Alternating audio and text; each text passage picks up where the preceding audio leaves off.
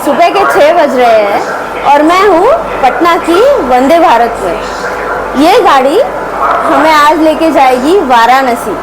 तो चलिए मेरे साथ और देखिए कि 48 आवर्स में वाराणसी कैसे देखा जा सकता है।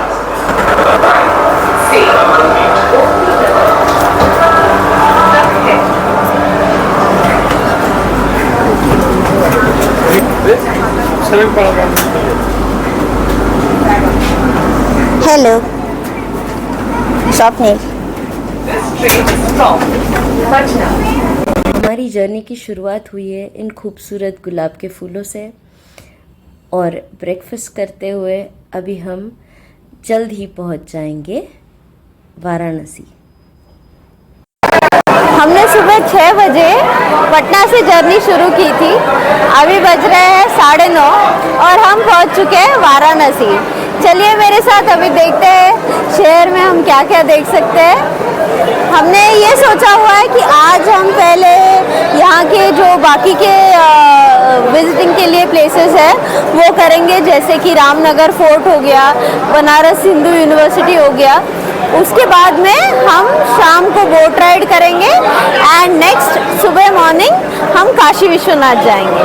तो चलिए, ये है वंदे भारत ट्रेन जिससे हम यहाँ पहुँचे हैं और चलिए अभी देखते हैं, एक्सप्लोर करते हैं इस सिटी को।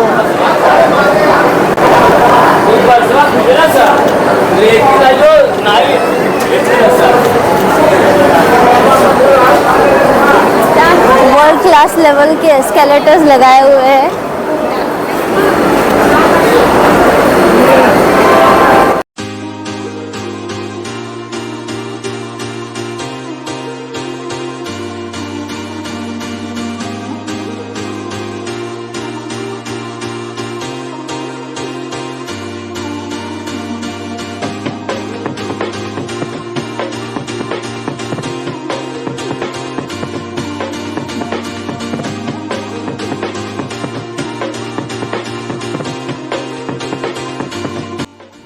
रेलवे स्टेशन को बहुत ही खूबसूरत पेंटिंग्स से डेकोरेट किया हुआ है।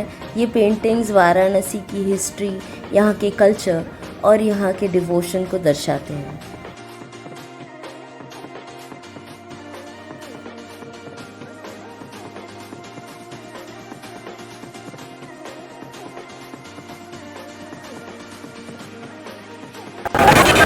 हमारी जर्नी के फर्स्ट स्टॉप के लिए हम आए हैं न्यू काशी विश्वनाथ मंदिर।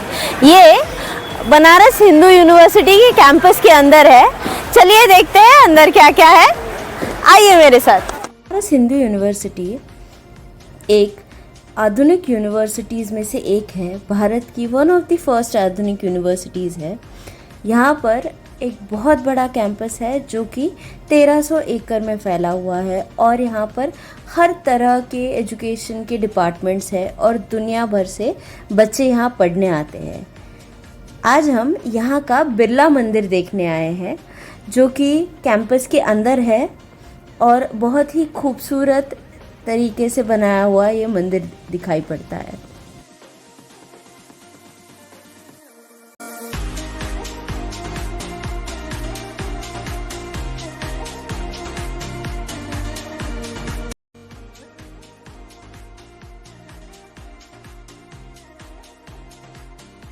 इस मंदिर में हिंदू धर्म के प्रमुख देवी देवताओं की मूर्तियां हैं तथा यहाँ पर रामायण, महाभारत इत्यादि अलग अलग पौराणिक कथाओं के जो महत्वपूर्ण क्षण हैं उन्हें भी दर्शाया गया है म्यूरल्स के द्वारा।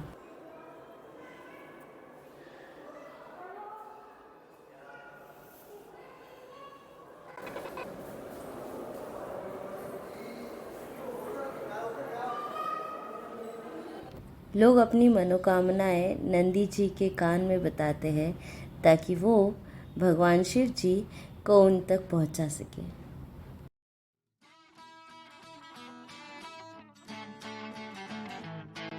इस मंदिर का निर्माण पूरे 35 सालों तक चला और इसे पूर्णत्व आया सन 1966 में।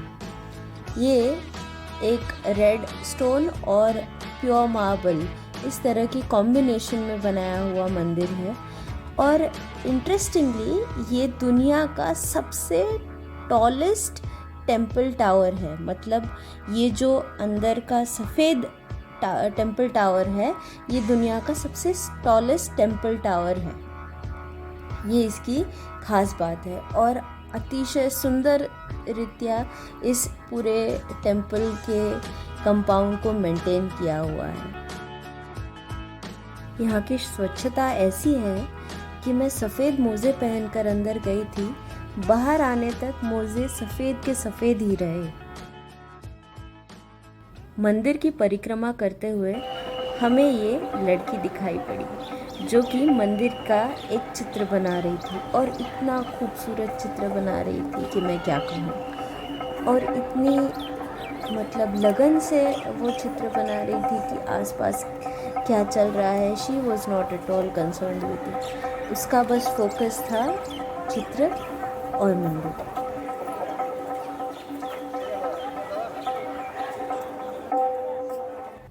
हमारी ट्रिप का अगला पड़ाव है ये किला। ये है रामनगर का किला। चलिए देखते हैं यहाँ पर क्या क्या है।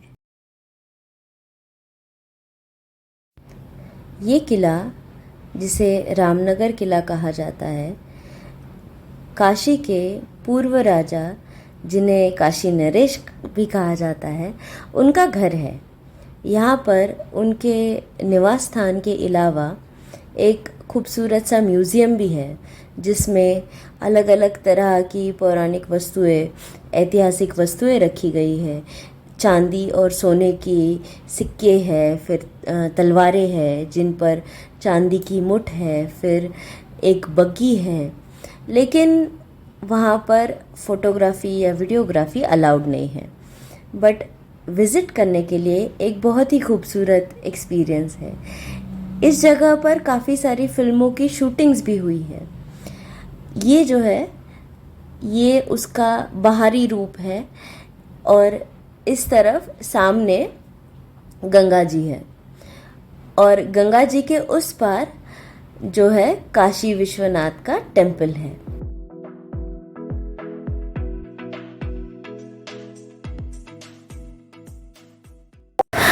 रामनगर फोर्ट के पास में ही शास्त्री जी का घर है। हम अभी उस घर के यहाँ पे आए हुए हैं। आज दशहरा की वजह से घर तो बंद है, लेकिन यहाँ पे उनकी प्रतिमा लगाई हुई है, हाफ बस्ट टाइप की मूर्ति लगाई हुई है। हम वो यहाँ से देख पा रहे हैं। और यहाँ पर बोर्ड भी लिखा हुआ है कि ये उनका पैटर्नल हाउस है, उनके फैमिली का पुश्तैनी घर है। तो ये एक अगला स्पॉट है जो आप कवर कर सकते हैं।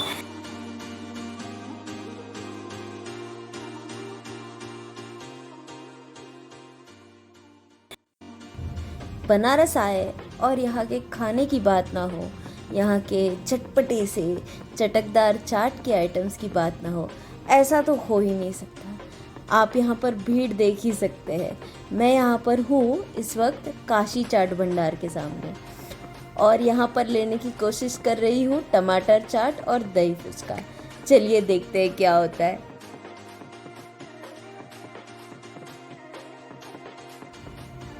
तो फाइनली चाट आइटम्स को हासिल करने के बाद मेरा ये ओपिनियन रहा इसके बारे में कि दही फुचका वॉज गुड, टमाटर चाट वंस खाने के लिए ठीक है, बट मुझे पर्सनली पसंद आई थी ये छोटी कचौरियाँ, जो कि हमें दशाश्वमेध घाट की तरफ जाते वक्त एक भैया बना रहे थे, हमने वहाँ से ली थी।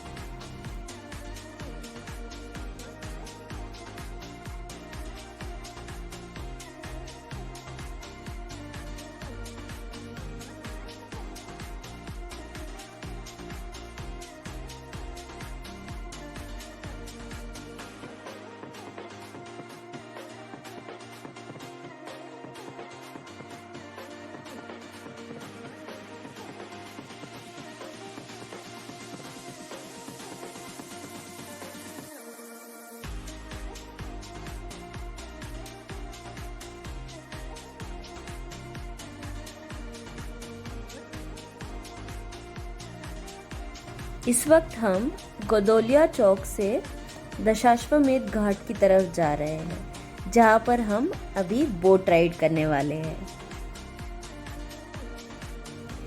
बनारस में अगर कोई चीज़ सबसे पुरानी है तो वो है ये नदी और यहाँ के घाट।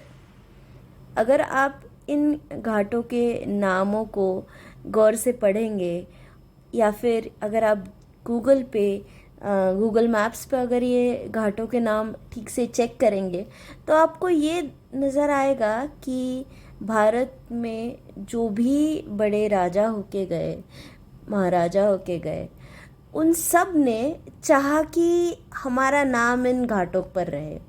यहाँ पर आपको अहिल्या देवी जी का घाट दिखाई देगा, दशाश्वमेध घाट है, फिर यहाँ का फेमस मणिकर्णिका घाट है। ये अभी सामने आप जो देख पा रहे हैं ये काशी विश्वनाथ टेम्पल की सीढ़ियाँ है। अभी पानी काफ़ी ऊपर है, इसके लिए शायद काफ़ी सारी सीढ़ियाँ तो पानी के नीचे ही जा चुकी है। इसके अलावा अगर आप गूगल पर मैप्स पर जाकर देखेंगे तो आपको ये नज़र आएगा कि यहाँ पे पेशवों ने भी अपना घाट बनाया था। फिर राजस्थान में के भी कई राजाएं रह चुके हैं जिन्होंने भी अपना घाट यहाँ पे अपने नाम से घाट बनवाए थे। बट सबसे ज़्यादा अगर यहाँ पे किसी ने काम किया था, काशी के लिए काम किया है, तो वो था अहिल्या देवी जी का, क्योंकि उन्होंने यहाँ पर ना सिर्फ अपना नाम से घाट बनवाया बट यहाँ पर उन्होंने काशी विश्वनाथ का जो मंदिर है उसे वापस से निर्माण करने का कार्य उन्होंने किया था। तो she had one of the biggest roles in resurrecting Kashi to its former glory. अभी आप सामने देख पा रहे हैं वो है मणिकर्णिका घाट और उसके बाजू में है काशी विश्वनाथ टेम्पल की सीढ़ियाँ। उसके बाद में ये अलग अलग घाट की पूरी श्रृंखला आपको नज़र आएगी। यहाँ पर आने के बाद में एक अलग ही सुकून आपको मिलेगा जब आप ये बोट राइड करेंगे तब। वैसे तो ये वीडियो मैंने बहुत पहले शूट किया हुआ है, बट मुझे इसका पूर्णत्व लाने में और इसे एक कंप्लीट आपके सामने पेश करने के लिए इसे रेडी करने में बहुत समय लगा। उसकी एक वजह ये भी थी कि काशी के बारे में, बनारस के बारे में, वाराणसी के बारे में मैं क्या कहूँ और क्या ना कहूँ, कौन सी बात बताऊँ और कौन सी बात इग्नोर करूँ, ये मैं डिसाइड नहीं कर पा रही थी। कहने को तो ये एक 4000, 5000, कुछ तो कहते हैं 8000 साल पुराना शहर है, लेकिन अगर आप यहाँ की इमारतें देखेंगे, यहाँ के मंदिर देखेंगे तो आपको ये नज़र आएगा कि यहाँ की जो सारे मंदिर है वो 400-500 साल पुराने हैं।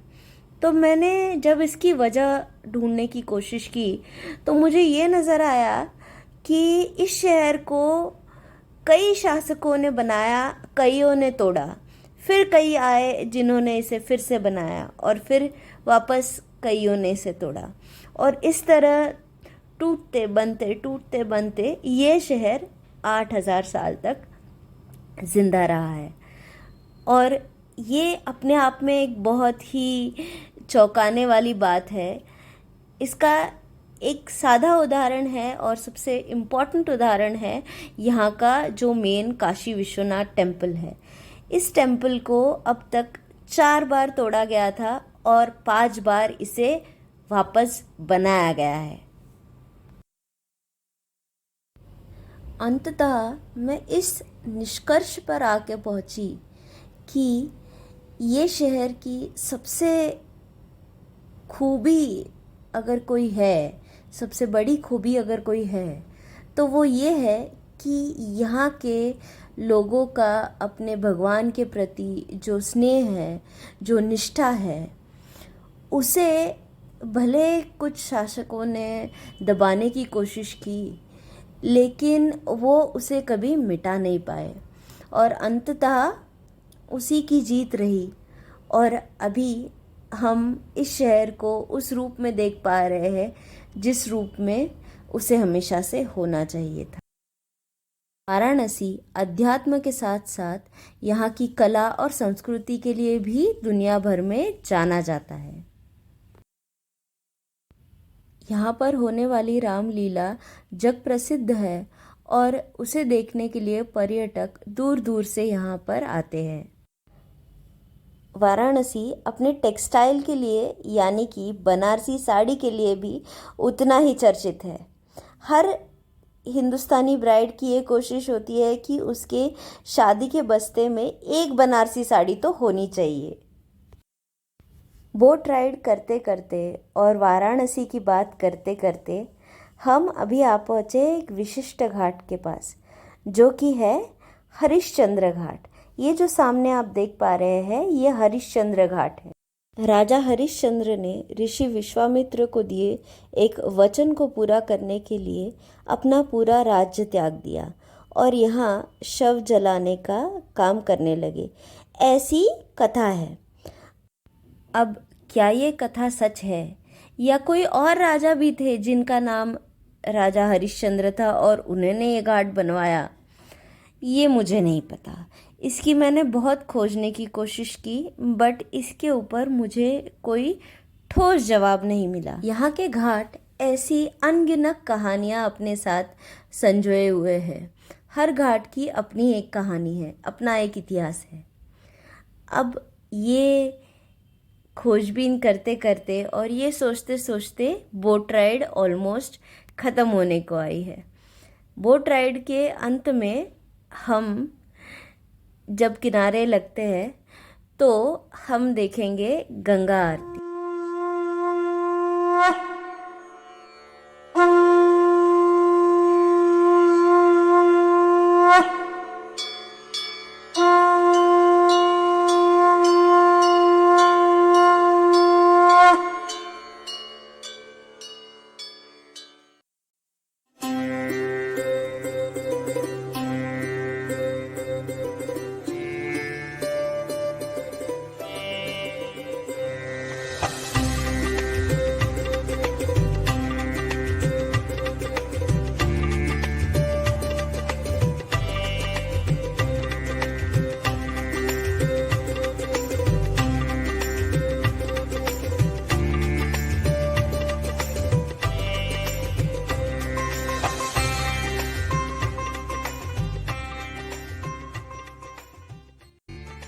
गंगा आरती से मंत्रमुग्ध होकर अब हम चले वापस गोदोलिया चौक की तरफ। रास्ते में हमारे साथ पूरे जो लोग आए थे गंगा आरती अटेंड करने वो भी थे और रास्ते में ही हमें ये दुर्गा जी का प्रोसेशन भी देखने को मिला, जो कि अभी दशहरे का टाइम था, उसका भी विसर्जन होने जा रहा था। गंगा आरती के बाद हल्का फुल्का डिनर करके हम जल्दी सोने चले गए, क्योंकि कल हमें जाना था काशी विश्वनाथ जी के दर्शन करने सुबह सुबह।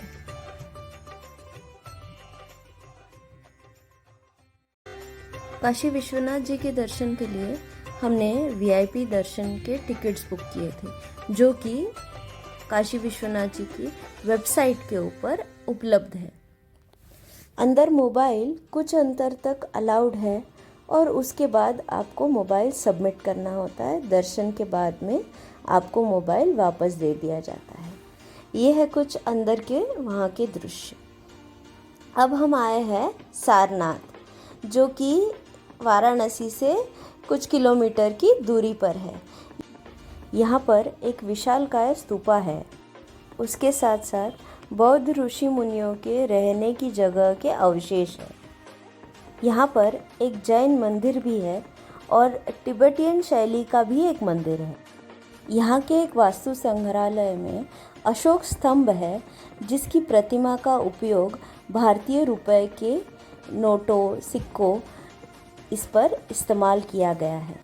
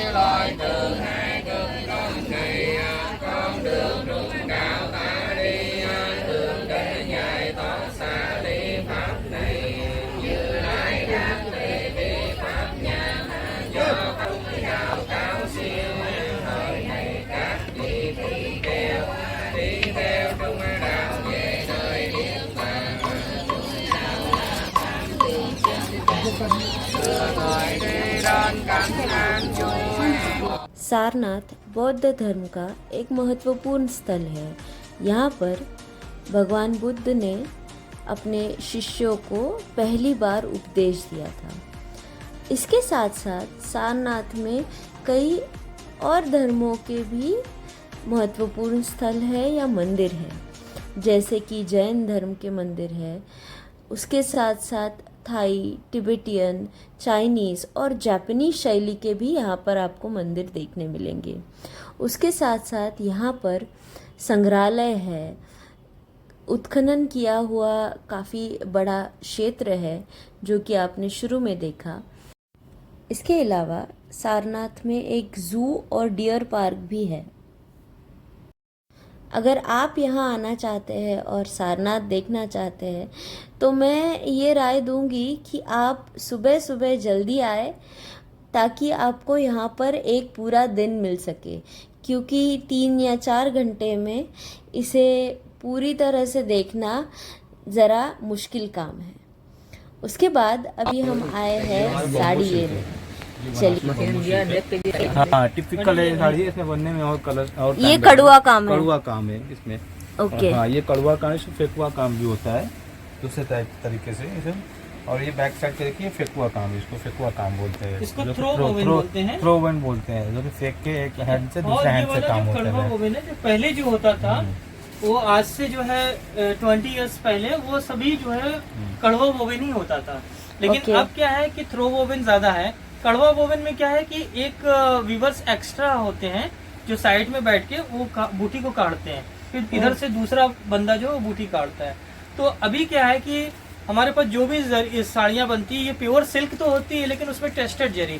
लेकिन आज से 20 साल 25 साल पहले वो रियल जरी पे होती थी, जिसमें प्योर चांदी की प्लेटेड होती थी और सोने के ऊपर प्लेट कोटिंग होती थी। तो वो साड़ियाँ आज भी बनती है, लेकिन अब वो बहुत ऊपर प्राइस में जाती है, कॉस्टली हो जाती है। तो जैसे 50,000 के ऊपर में जाएगी। अगर किसी के पास वो जो साड़ी होती है तो हम लोग वो रिसेल भी मतलब कर लेते हैं कि जैसे कोई अगर आपके पास 30 साल 40 साल पहले की साड़ियाँ हैं तो हम लोग वो परचेज भी कर लेते हैं, क्योंकि उसमें ओरिजिनल सिल्वर लगे होते हैं। ओके, ठीक है। तो और ऑर्डर पे हमारे पास सभी तरह की साड़ियाँ बन जाएगी। आप चाहे 1 लाख रुपए तक की बनवा दें, 5 लाख रुपए तक की बनवा दें, तो हमारे पास सब डिजाइन की साड़ी बनती है। आपके पास अगर कोई अपना डिजाइन हो तो वो भी देके बनवा सकते हैं मुझसे।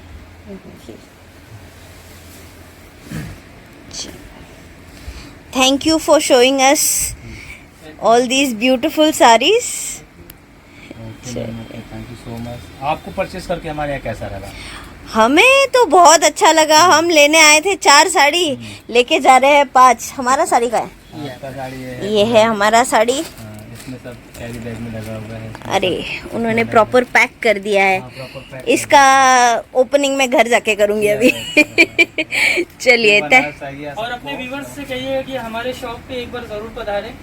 आपके शॉप का नाम बताइए। हमारे शॉप का नाम है Zara silk palace from Varanasi, और बड़ी बाजार में हमारी जो है शॉप है। ठीक है, हमारे कोई अदर ब्रांच नहीं है, हमारे खुद की यही ब्रांच है। और हमारे पास जो है 300 से ज्यादा हमारे पास हैंडलूम करके हैं।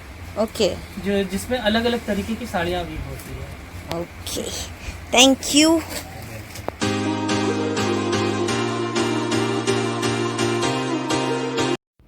हमारे आज के सफ़र का आखिरी पड़ाव था पेट पूजा। दिन भर इधर उधर घूम के, ये देख के वो देख के, साड़ियाँ लेके अब हम आ पहुँचे थे खाना खाने। यहाँ पर एक बाटी चोखा नाम का रेस्टोरेंट बहुत ही प्रचलित है और यहाँ का खाना हमें बहुत पसंद आया। और कई क्रिएटर्स ने भी ये जगह को रिकमेंड किया हुआ है। बट मैं ये रिकमेंड करूँगी आप यहाँ की अनलिमिटेड वाली थाली लीजिएगा। हमने पहले सोचा था इतनी भूख तो है नहीं तो लिमिटेड वाले ऑप्शन में ही जाते हैं, थोड़ा बहुत खा के निकल जाएंगे। बट बाद में इतनी भूख लगी और वो खाना इतना टेस्टी था कि हम मंगाते गए और मंगाते गए। ये बना हुआ है, ये कच्चा है। ओके, ये कौन सा बाटी है? ये सत्तू का है। ये डायरेक्ट आप अंदर डालते हो क्या उसके? यहाँ पर दो तरह की बाटी मिलती है, एक सत्तू की स्टफिंग वाली बाटी और दूसरी पनीर की स्टफिंग वाली बाटी। मुझे तो पनीर वाली ज़्यादा पसंद आई, but ultimately sattu is the original thing. और उसके साथ साथ चोखा होता है जो कि बैंगन टमाटर को भूनकर बनाया जाता है। बहुत ही डिलीशियस आइटम्स है ये, आप यहाँ पे ज़रूर आए और ये ज़रूर ट्राई करें। और पनीर का बाटी कैसे बनता है? अंदर बनता है।